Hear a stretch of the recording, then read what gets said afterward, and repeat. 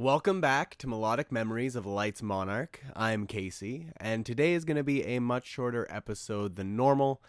Just not exactly feeling up to talking a whole bunch today because, yes, I am still, unfortunately, I know it was just a day ago as of me recording this, but I am still very crushed about the past Olympics.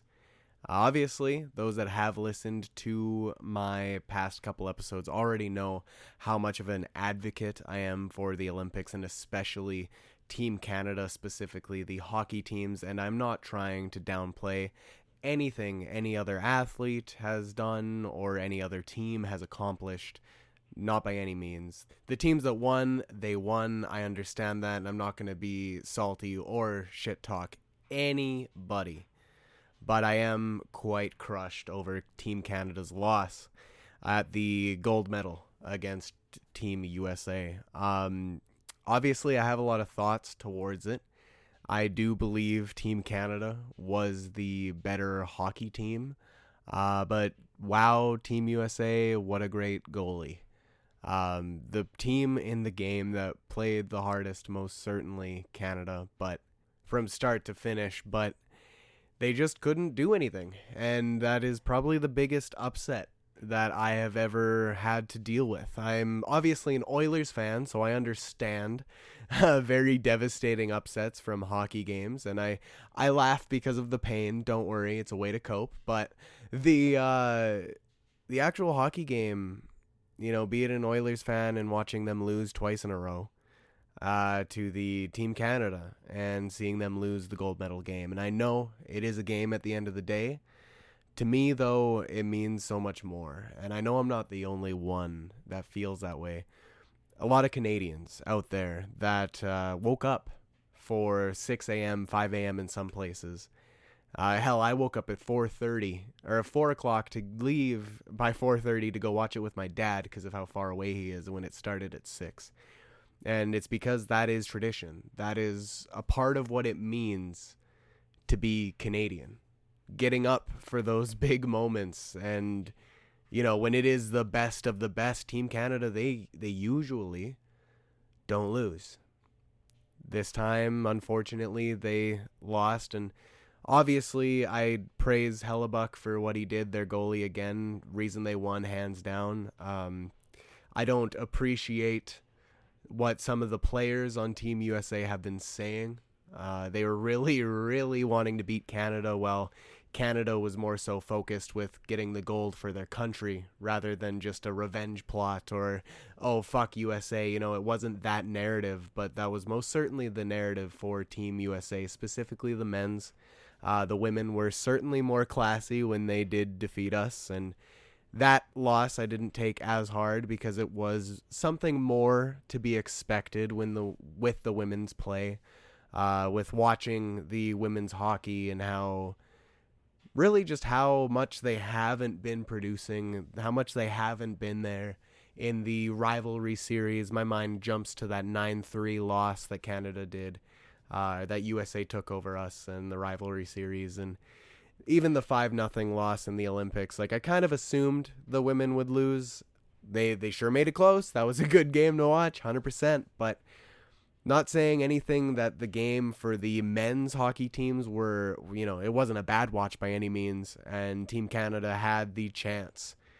More than one. I can't even say they had many chances to finish that game. Realistically, watching back, that game could have been an abnormally large number of goals for Canada, but something in the cards said it wasn't our time, and it is what it is. You can't win them all, and I understand that. Obviously, for me, as I go back and say the tradition thing, how it means something. Maybe a bit more. Not saying everyone out there in America, don't get me wrong, but for a lot of Canadians, it means a lot to us. It's a part of us. It's a part of our identity and our pride for being Canadian. And it's really hard to, not just accept the loss, but just to take it.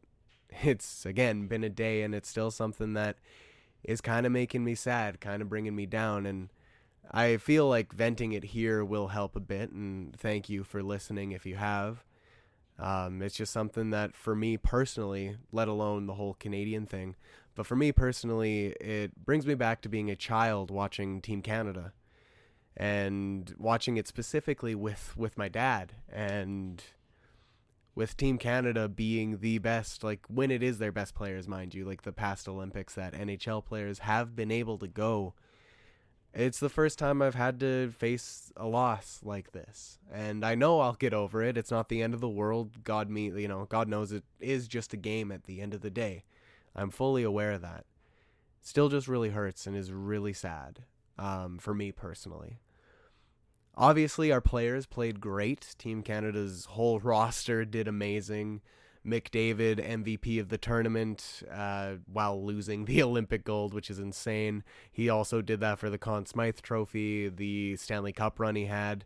Won the trophy, didn't win the Stanley Cup. Like, starting to get to the point where, is McDavid going to live up to some kind of curse like Corey Perry does? People make fun of him for that. And, McDavid has already been slammed online so much because he can't perform in high intensity moments like that where he needs to prove himself and needs to push through. And again, it is not a single person game. It is a player game, but I can't help but, say that whoever is saying that is right to some extent. Obviously don't shit on any athletes, be it American or Canadian. Have respect, be humble, just as, Canadians are most often, and take this loss, and hopefully next time we can bring home a win. And all that said, all rambles aside, I kind of rambled far longer than I ever meant to. Just needed to get it out because it's something that made me really sad. And I hope that anyone that was watching, maybe if you're cheering for USA, congrats.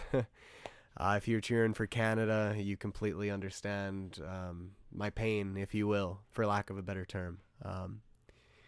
Not a great way to end the week, or the Olympics for that matter, with, again, how much all of our players performed, from McDavid to Celebrini. Legendary performance from a 19-year-old kid. He's going to be insane when he gets older, even more so than now. McKinnon, the bonehead move of missing that shot that he would make 9 times out of 10. Hey, it happens, and it's something that I've been trying to tell myself, and luckily I have had my support of my friends, and also my dad being the biggest one, and him just sharing with me that even though it still means a lot to watch it together, yeah, they lost, and all we have to take from that is that it will make us stronger, be it the Canadian team or just us as people, because that's a part of life, and it goes to show that adversity is something that everyone's going to have to deal with, be it in video games, in hockey games, in sports, in athletics, in anything, in life. It is literally a metaphor for life, that life won't always give you what you want, but you got to keep getting back up again. And I'm just working towards that getting back up again, because right now I'm able to say the words. It's just I need to feel them within too. So aside from that, congrats to all the Olympians, all the athletes, and Team Canada. Thank you for some amazing games, and even though you did let your country down in whichever sense, thank you for giving me at least one more chance to watch the NHL players go for gold, the best of the best, with my dad, because I don't know how many more of those I will get. Apart from that, though, to not have myself in a pool of tears and move forward from that specifically, 21 Pilots. Obviously, they're a band I adore, and this happened before the whole end of the Olympics, so I can try to bring myself back to it. But 21 Pilots, Drag Path. I talked about it in the last episode, how there was going to be a single release and also a music video release. Awesome to say that that is all currently out. The single version is actually quite different from the Digital Remains version, the version that fans, at least most fans, if able to, would have bought. And I myself am included in that small percentage of fans that do own the song, that do own Digital Remains, not just for Breach, but also Clancy. And for Dragpath to finally be released for everybody. Not only that, but for them to also have been playing it live at this past festival that they were at, the Innings Fest. Insane. It's an amazing song. Very, very beautiful song. And I will admit, as a fan, as a very, very deep fan of their lyrics and their music, I didn't so much enjoy the Dragpath single version, if you will, because I think that it cut out a lot of what gave that song so much meaning in the first place. Now, it would be different, mind you, if I hadn't heard the original Dragpath. If it hadn't have been released ever, this was just the version we were given. Yeah, it would be a different story. I would probably love it. But with knowing what the original Digital Remains version is, I have to say, in every single way, in every single word, the single version is 110% the lesser version of the song. And I think it kind of, it sucks. Not saying the song sucks, mind you, just that fact kind of sucks.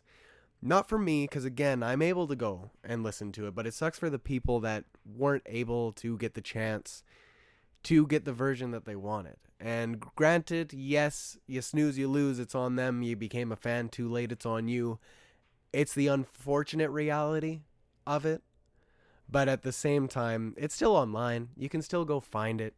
Obviously, you're not supporting 21 Pilots if you go out of your way to find it on YouTube or TikTok or wherever you're able to find it, but if that is the reality and how you have to go about it, then that is just the reality and how you have to go about it. There's no ifs, ands, or buts around that. It's kind of like you think about old, maybe Nintendo games or Sony games or whichever, old video games. Do you have an active way of currently purchasing it? Are they offering it for sale? And if that answer is a no, then, well, what other options do you have other than emulation? It's a very similar concept. In my mind, anyways. So even though it is lesser than the original, I still enjoy it. I do have it in my playlist. It's there. Even though I will listen to the original every single time. There's just so much of the original that means a lot to me that they did cut out of it. So that is why I say this. And I can appreciate the meaning behind why they cut out what they did. I understand it was for the fans such as myself to be like, hey, we don't want to detract anything from a song that was supposed to be completely yours. We don't want to take the heart and essence of it away while we fully properly release it, so you get to keep that version and it is yours. I adore that aspect of it when looking at it from that lens, but looking outside and the rest of the people in the world, obviously, if you don't know what you're missing out on, you don't know. But for those that do, I'm sorry that it isn't the original, but it just is the way it is. Overall, good release. The music video, though, is kind of what I wanted to touch on more so than the song. I'm actually shocked I yapped about the song itself that long, which also is their second fastest song to reach the milestone of 10 million streams on Spotify. Just wanted to throw that out there. But the music video itself is actually an old video from like 2010. Love that it's stop motion. Very much love stop motion. It's one of my favorite animation styles. Most certainly my top favorite rather than anything else. But the music video, as cool as it is from 10 years ago. I believe it was to a Bon Iver track or something of the sorts. The National is probably what it was. And they just decided to reuse it without telling a single soul. And I'm not sure as to why. Because they had every way of making this music video into something different, into something new. And they used a very old video. It was still good, but it just makes me curious as to one, why use that over making something yourself, and also what does it mean to you, 21 Pilots specifically? Because that video, obviously, You can take that, oh, it's the lyric from Heavy Dirty Soul. Death inspires me like a dog inspires a rabbit. Or maybe some other things throughout their whole entire catalog of, inspirations. I get it.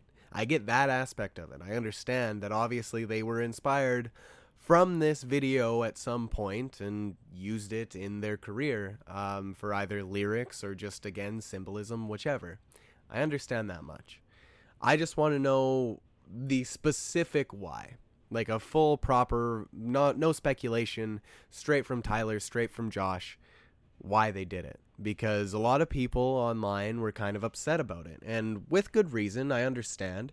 When you're watching a video thinking it was something that they created, where they don't say it isn't, aside from giving the person credit, which they did do, but they didn't say anything about that this animation already existed 10 plus years ago. So I get it. I get the online discussion around it and why it kind of sucks. I think it was a good music video. I think it's a very good stop motion project. I do not think, though, it should have been used for the Drag Path song without having been given a proper reason to us, the fans, as to why. Because nothing has been said to my knowledge, and if that changes, obviously I'll bring it up. But as of right now, we have no idea why, aside from just the fact it was probably something that inspired them to start up with Heavy Dirty Soul. Only thing we can think of as a group of fans. Now, being that Drag Path is out, 21 Pilots, they're on their whole tour run, they're playing Center Mass live, they're playing this Drag Path live, alongside just some other, they did a cover of Stolen Chance. I seen that online just the other day. Absolutely wild and honestly really good, and it makes me curious to think, what is next for 21 Pilots? What next could they possibly do? What could their sound be? And I would love to hear your thoughts. Let me know in the comments below. And while you're down there, please like and subscribe. Very much appreciate it. But let me know what you think is next for 21 Pilots, because I have some theories and I'm very curious your thoughts. Other than 21 Pilots, I have to mention Taylor Swift. I know I'm not as much of a Swiftie as I had been in the past when I was going through some shit that she specifically helped me through with her music. Still will forever be appreciative of that. Yes, this new era isn't so much for me, but I cannot deny her the fact that she has been breaking more awards, breaking more records, and earning more rewards. So she actually broke a record and earned her 14th number one on the Billboard Hot 100 with Opalite, being that's her new single. And this new album of hers now reaches 1989 status as being the only other album of hers to have multiple songs come from it that reach that hot number one status. Awesome for the people that watch the charts. I personally don't watch the charts often unless if it comes up on my feed.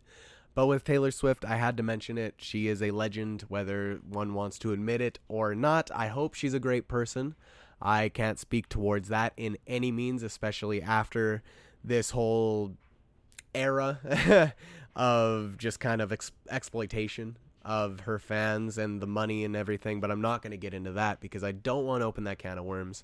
I already kind of touched on it in a few episodes back, so if you're curious, go check that out, or rant away in the comments. I mean, I can answer you there if you're really wanting to chat about it, but being Taylor Swift is who she is. Absolutely awesome to see she reached something new yet again, and I believe she ties Rihanna for the top female in that aspect. So congrats, Taylor, and congrats to your new song, Opalite. That was one of my favorites, if not my absolute favorite from the album. I haven't listened to it in a hot minute, but congrats all the same.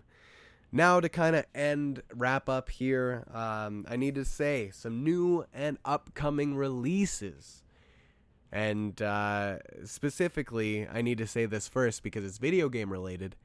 Pokémon Fire Red and Leaf Green are coming to the Nintendo Switch on the 27th of February. Very, very soon. Absolutely wild it is that soon. These are games that I personally grew up loving. I had Fire Red as a kid alongside other Pokemon games, but just specifically towards these two being they're coming to the Switch.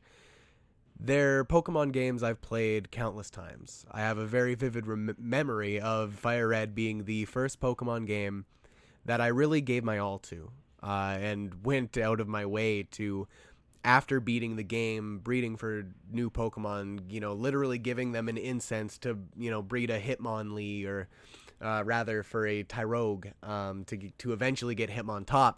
I know people that don't know Pokemon probably don't know what I'm talking about, but regardless, it is the first Pokemon game that I really went all in on. And it's a shame that when I was younger, I lost that Pokemon game. No idea where it went. I have a high suspicion my brother, while we were stopped somewhere, pulled it out of my Game Boy and whipped it out the window while I wasn't in the vehicle. That is my only guess, because it was sitting on that car seat with it in my Game Boy, and when I got back out of I can't remember where we were, but when I got back into the truck, my Game Boy was there, the game was gone. So I'm not sure. Maybe my brother was just upset, brotherly things, upset that I was either doing better than him or, oh God, who knows, right? It was when we were little, like quite little. But I vividly remember that specific moment. That is something that I still kind of think about. I do have the cartridge since I've rebought it.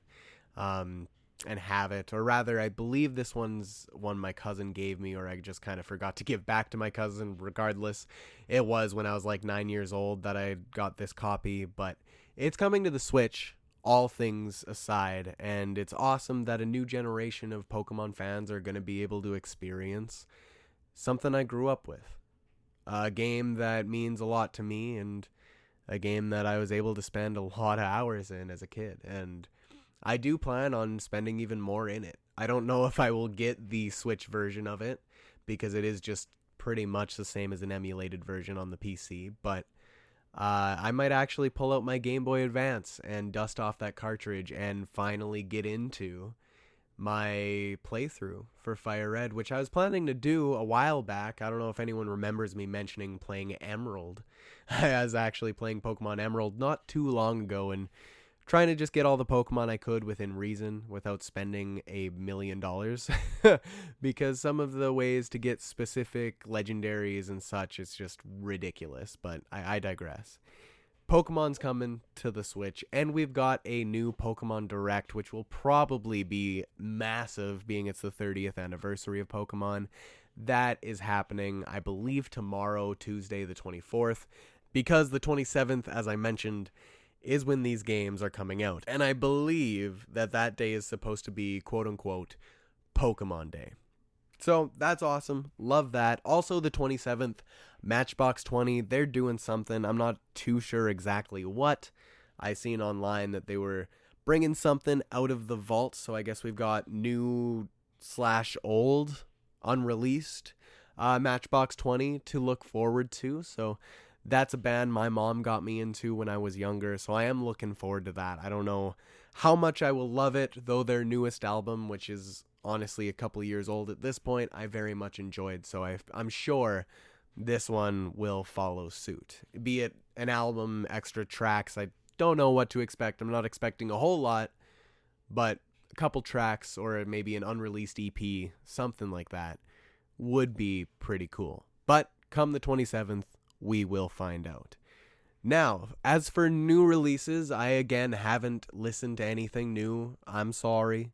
The Olympics, as I mentioned, are over. I will get into it, into actually listening to all of these things very shortly, once I get over my little hump of sadness that I am just kind of wallowed in right now.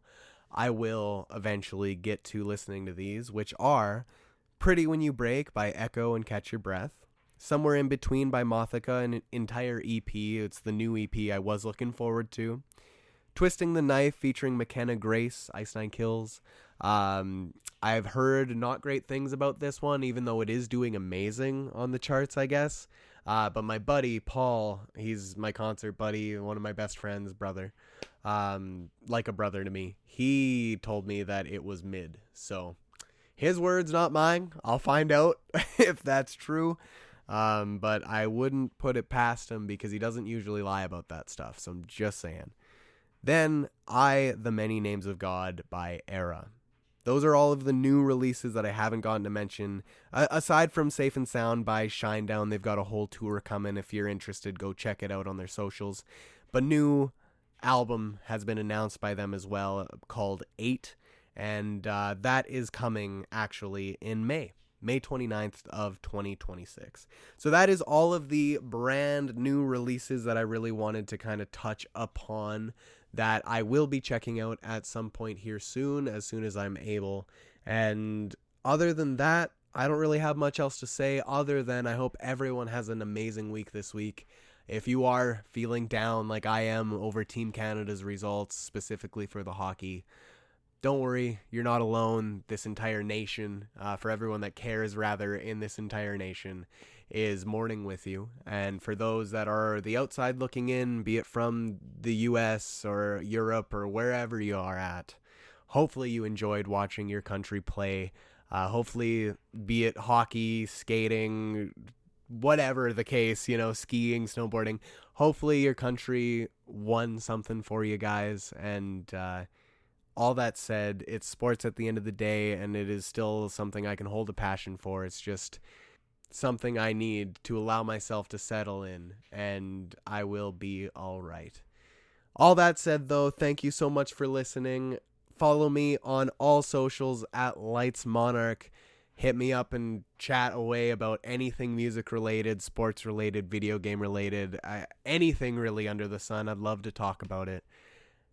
And thank you so much for listening. And thank you, most importantly, for discovering the music within.